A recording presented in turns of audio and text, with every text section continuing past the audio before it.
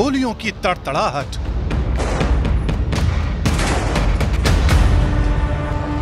टैंकों की गरज,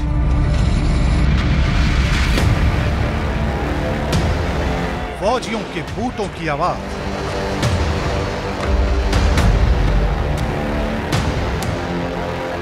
अगले मिशन की तैयारी में लगी इजराइल की सेना।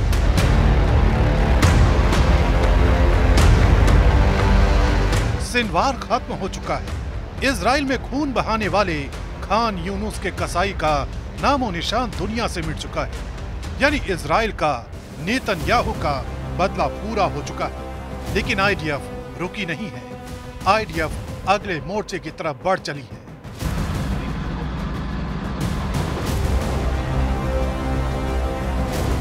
इन तस्वीरों को देखिए, इजरायली टैंक अगले मिशन की तैयारी में जुटे हैं और आईडीएफ का मिशन है जवालिया, ऑल क्लियर।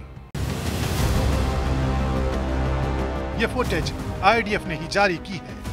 आईडीएफ उत्तरी गाजा में हमास के आतंकवादियों के संपूर्ण विनाश के मिशन पर काम कर रही है।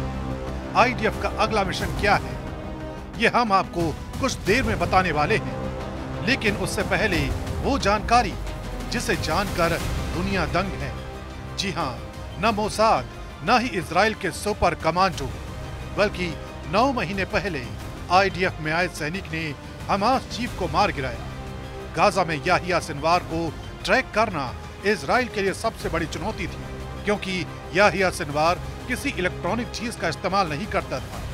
उसके मारे जाने की खबर सुनकर आपको लग रहा होगा कि इजराइल ने हमेशा की तरह एक बड़े ऑपरेशन के जरिए दुश्मन को मारा होगा, लेकिन ऐसा नहीं है। जिन सैनिकों ने उसे मारा, उन्हें भी पता नहीं था कि वो सिनवार है। विदेशी मीडिया के मुताबिक सिनवार को मौत के घाट उतारने वाला सैनिक आईडीएफ के इन्फेंट्री कमांडर और कॉम्बैट ट्रेनिंग स्कूल से है।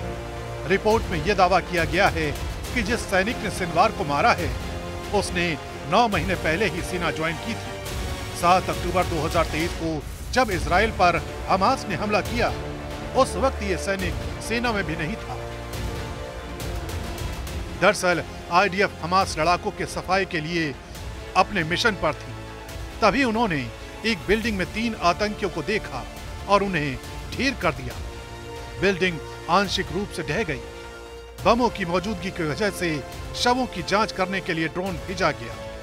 शुरुआती जांच में एक आतंकी का चेहरा हमास नेता याहिया सिनवार से मिलता जुलता लग रहा था।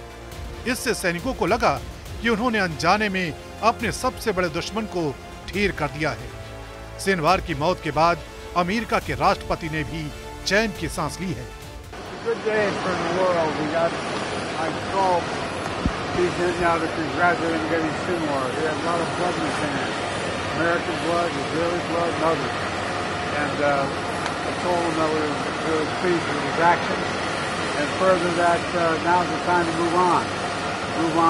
move toward a ceasefire in Gaza, make sure that we move in the direction that we're going to be in a position to make things better for the whole world. दांतों से हुई Sinwar की पहचान। Sinwar की पहचान पुख्ता करने के लिए उसकी फोटो इजरायली पुलिस की फोरेंसिक विंग को भेजी गई। यूनिट के प्रमुख सहायक आयुक्त अलीजा रजील ने पुष्टि की कि तस्वीरों में शव के दिख रहे दांत उस रिकॉर्ड से मेल खाते हैं जो सिनवार के इजराइल की हिरासत में रहने के दौरान लिए गए थे। हमारे पास सिनवार के दांतों का डेटा फाइल में था। मिलान एकदम सटीक था।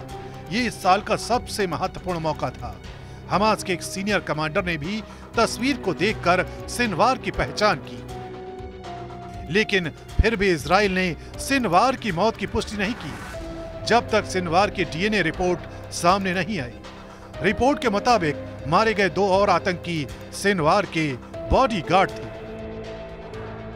Sinwar was the leader of a terrorist organization, the terrorist organization of Hamas, and he was basically the mastermind behind the 7th of October with the killings, the massacres, the rapes, and the kidnapping.